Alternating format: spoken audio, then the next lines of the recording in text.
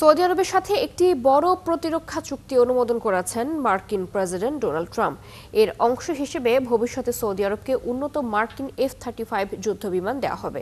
কিন্তু প্রশ্ন হলো, এই অত্যাধুনিক যুদ্ধবিমানটি কেন এত বিশেষ? কয়টি দেশের হাতে আছে এই যুদ্ধবিমান, আর সৌদি আরব কেন এটি পেতে এত মরিয়া হয়ে উঠেছে? বিস্তারিত মনিরুজ্জামান বাবুর আরও একটি প্রতিবেদনে।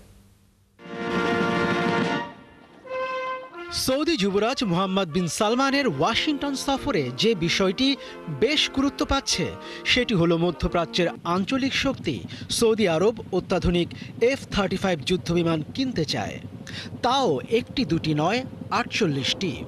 সৌদি আরবের F-35 যুদ্ধবিমান কেনার চুক্তির কথা ইতিমধ্যে জানিয়েছে হোয়াইট হাউস।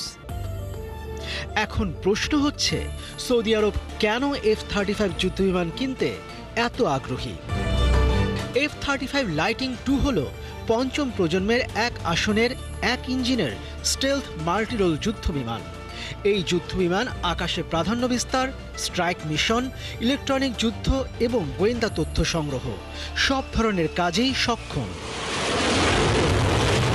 F-35 নির্মাতা লকহিড মার্টিন এই যুদ্ধবিমানটিকে বিশ্বের সবচেয়ে প্রাণঘাতী যুদ্ধবিমান হিসেবে বর্ণনা করেছেন।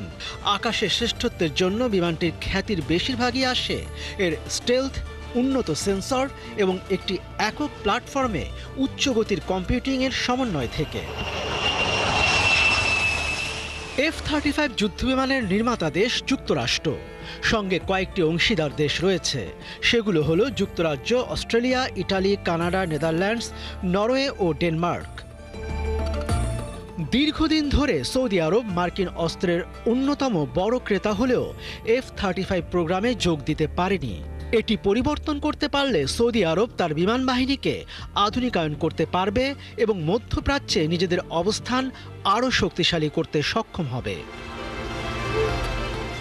এখন যদি যুক্তরাষ্ট্র সৌদি আরবের কাছে F-35 যুদ্ধবিমান বিক্রি করে, তবে এটাই হবে প্রথম কোনো আরব দেশের সঙ্গে ওয়াশিংটনের F-35 বিক্রি সংক্রান্ত চুক্তি।